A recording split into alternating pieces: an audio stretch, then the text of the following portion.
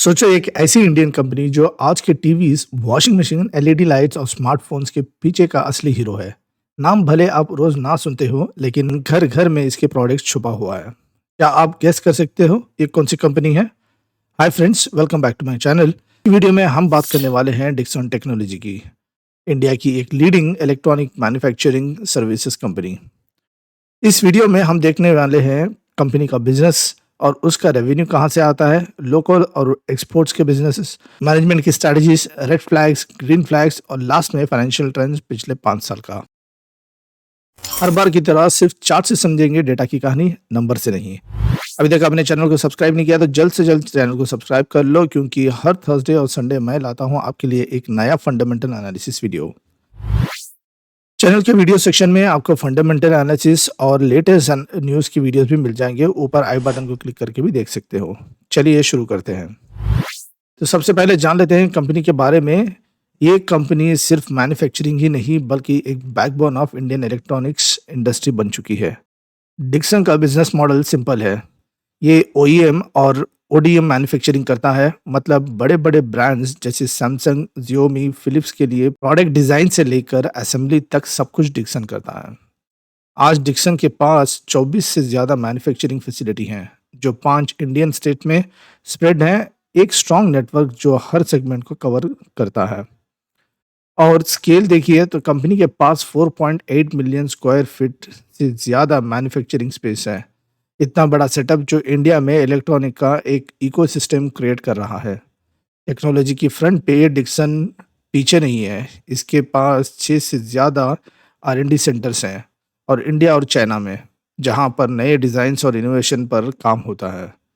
साथ ही कंपनी के पास है मल्टीपल सब्सिडरी और जॉइंट वेंचर्स भी, जैसे पैडजेट इलेक्ट्रॉनिक्स और डिक्सन डिस्प्ले, जो अलग अलग प्रोडक्ट कैटेगरी पर फोकस करते हैं। ये सब मिलकर डिक्सन को बनाता है एक ऐसी कंपनी जो इंडिया में इलेक्ट्रॉनिक मैन्युफैक्चरिंग रेवोल्यूशन को लीड कर रही है। आप बताओ, क्या आपके घर में भी कोई डिक्सन के बने हुए प्रोडक्ट्स छुपा हुआ है? कमेंट में ज़रूर लिखो। अब बात करते हैं डिक्सन की प्रोडक्ट्स की।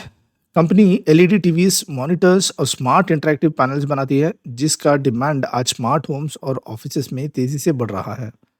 फिर आते हैं होम अप्लायंसेस, वॉशिंग मशीन्स और रेफ्रिजरेटर्स। इंडिया में राइजिंग मिडिल क्लास के साथ ही इस सेगमेंट का बूम एक्सपेक्टेड है। लाइटनिंग सेगमेंट में Dixon LED bulbs, tube light और डाउन लाइटर्स बनाती है। ये है वो प्रोडक्ट्स जो आज हर घर में स्विच के पीछे लगे होते हैं। मोबाइल और वेरेबल सेगमेंट में कंपनी स्मार्टफोन्स, स्मार्ट वॉचेस और ईयरफोन्स मैन्युफैक्चरिंग करती है। और फाइनली आईटी हार्डवेयर और टेलीकॉम प्रोडक्ट्स जैसे routers, setup boxes, CCTV, DVR systems, ये सब डिक्सन के पोर्टफोलियो में हैं। आप बताओ, आपके घर में डिक्सन का कोई प्रोडक्ट इनडायरेक्टली यूज होता है क्या? कमेंट में लिख के बताओ। अब बात करते हैं डिक्सन की सेमीकंडक्टर इकोसिस्टम की, यानी कंपनी सेमीकंडक्टर वर्ल्ड में क्या रोल प्ले करती है।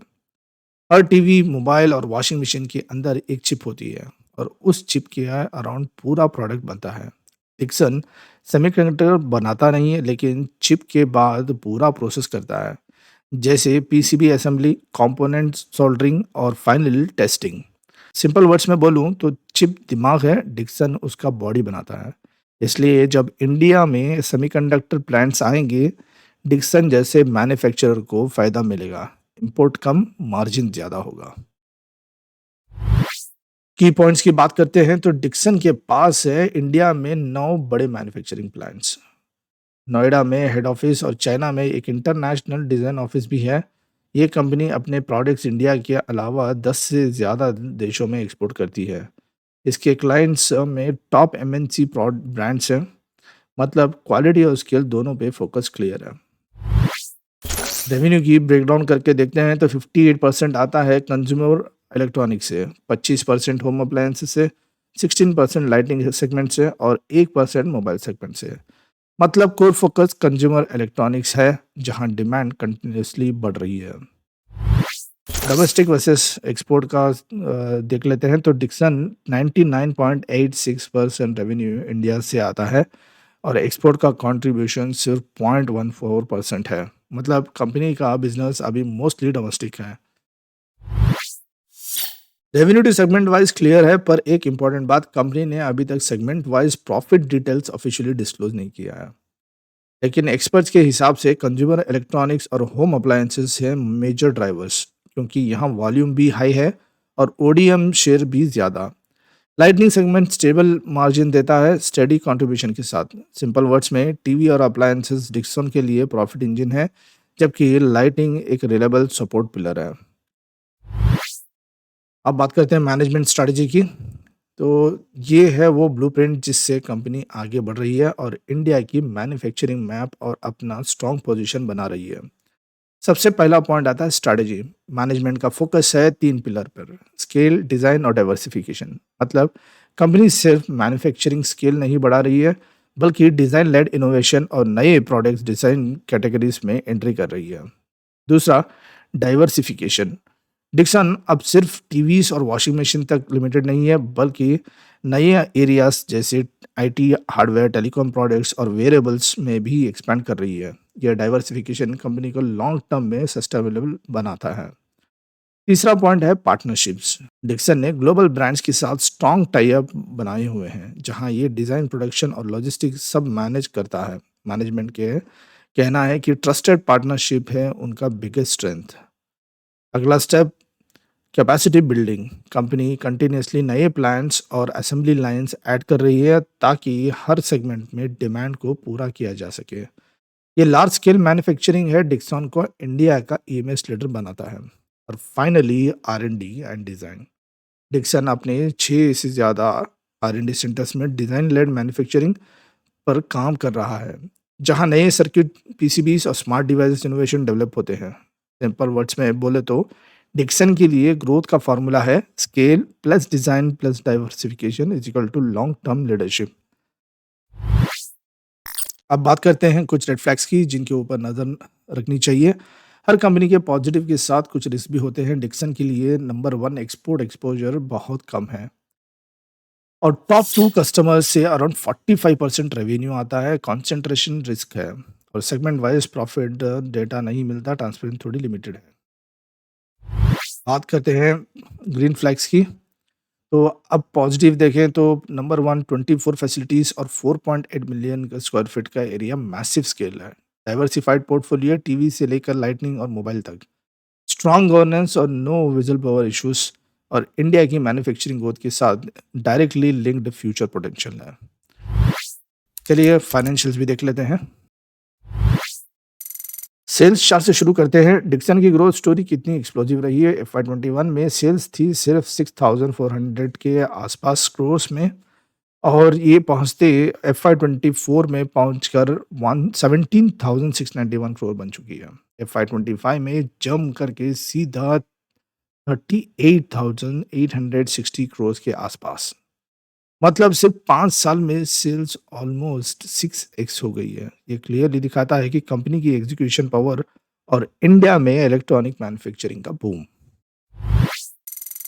तो दोस्तों डिक्सन का ऑपरेटिंग प्रॉफिट मार्जिन ट्रेंड भी देख लेते हैं। FY21 में ऑपरेटिंग प्रॉफिट मार्जिन था 5% और 22 में था थोड़ा गिर कर 4% और उसके बाद FY23 से 25 तक भी 4% ही था। ये स्टेबल ही है। मतलब कंपनी का वॉल्यूम तो बूम कर रहा है, लेकिन मार्जिन अभी कंट्रोल लेवल पे है, क्योंकि ये high volume low margin manufacturing business है। अगर कंपनी अपना डिज़ाइन लेड बिजनेस और एक्सपोर्ट बढ़ाता है तो फ्यूचर में ये मार्जिन इंप्रूव हो सकते हैं। अभी तक चैनल को सब्सक्राइब नहीं है तो प्लीज़ कर लेना। अब दोस्तों देखते हैं एबिटा वर्सेस नेट प्रॉफिट। यहाँ चार्ट क्लियरली दिखा रहा है कि कंपनी का प्रॉफिटेबिलिटी स्ट्रेंथ। FY21 में एबिटा 20,000 करोड़ था और नेट प्रॉफिट 11,000 के आसपास, और FY25 तक आके एबिटा बढ़कर बन गया 25,500 करोड़ और नेट प्रॉफिट 17,300 करोड़।